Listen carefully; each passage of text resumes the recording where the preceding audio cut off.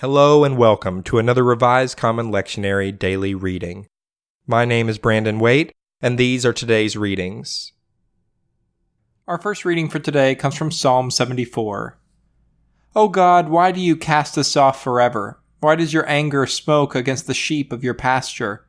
Remember your congregation, which you acquired long ago, which you redeemed to be the tribe of your heritage. Remember Mount Zion, where you came to dwell. Direct your steps to the perpetual ruins. The enemy has destroyed everything in the sanctuary. Your foes have roared within your holy place. They set up their emblems there. At the upper entrance they hacked the wooden trellis with axes, and then with hatchets and hammers they smashed all its carved work. They set your sanctuary on fire. They desecrated the dwelling place of your name, bringing it to the ground. They said to themselves, "We will utterly subdue them." They burned all the meeting places of God in the land. We do not see our emblems. There is no longer any prophet, and there is no one among us who knows how long. How long, O God, is the foe to scoff? Is the enemy to revile your name forever? Why do you hold back your hand? Why do you keep your hand in your bosom? Yet God, my King, is from of old, working salvation in the earth.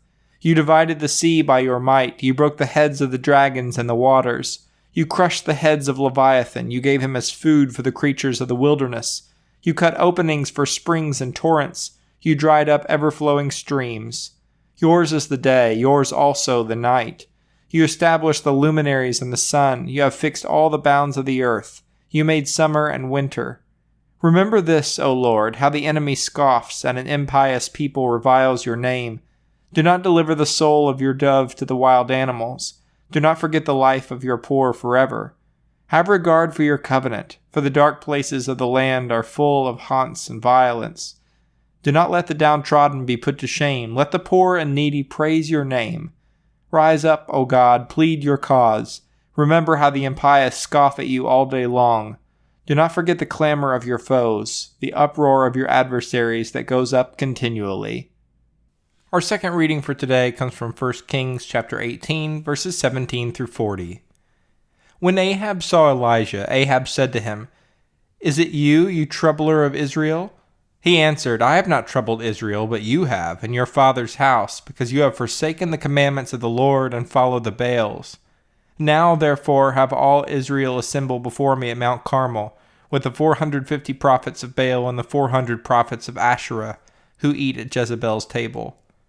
So Ahab sent to all the Israelites and assembled the prophets at Mount Carmel.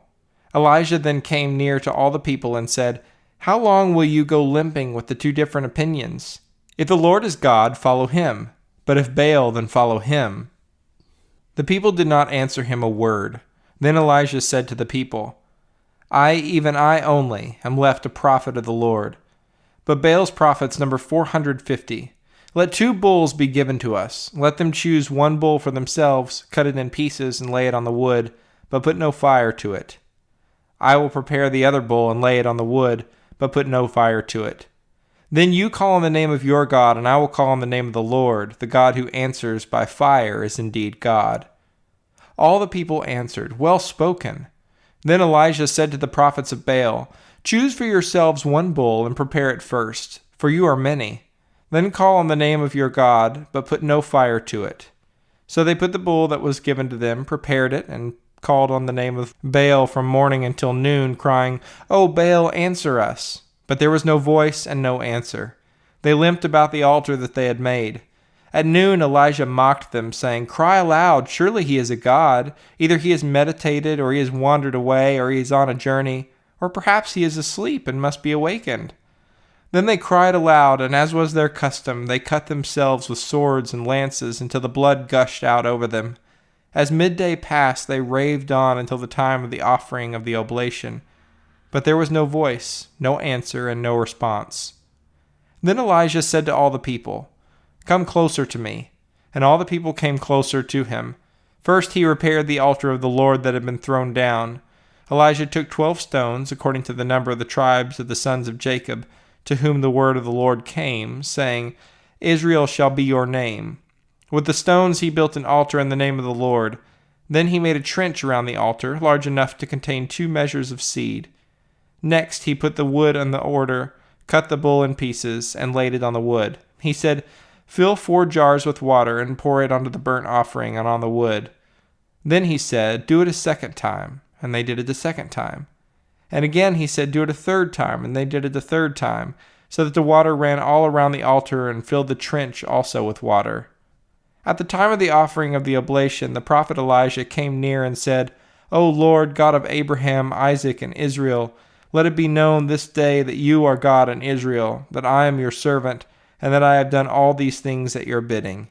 Answer me, O Lord, answer me, so that this people may know that you, O Lord, are God, and that you have turned their hearts back." Then the fire of the Lord fell and consumed the burnt offering, the wood, the stones, and the dust, and even licked up the water that was in the trench. When all the people saw it, they fell on their faces and said, "The Lord indeed is God. The Lord indeed is God." Elijah said to them, "Seize the prophets of Baal. Do not let one of them escape." Then they seized them, and Elijah brought them down to the Wadi Kishon and killed them there. Our final reading for today comes from Revelation chapter 20, verses 7 through 15. When the 1,000 years are ended, Satan will be released from his prison and will come out to deceive the nations at the 4 corners of the earth, Gog and Magog, in order to gather them for battle. They are as numerous as the sands of the sea. They marched up over the breadth of the earth and surrounded the camp of the saints in the beloved city. And fire came down from heaven and consumed them. And the devil who had deceived them was thrown into the lake of fire and sulfur where the beast and the false prophet were, and they will be tormented day and night forever and ever. Then I saw a great white throne, and the one who sat on it. The earth and heaven fled from his presence, and no place was found for them. And I saw the dead, great and small, standing before the throne, and books were opened. Also another book was opened, the book of life, and the dead were judged according to their works as recorded in the books. And the sea gave up all the dead that were in it. Death and Hades gave up all the dead that were in them, and all were judged according to what they had done. Then death and Hades were thrown into the lake of fire. This is the second death, the lake of fire. And anyone whose name was not found written in the book of life was thrown into the lake of fire. This is the word of the Lord. Thanks for listening. I hope you'll return tomorrow for another Revised Common Lectionary daily reading.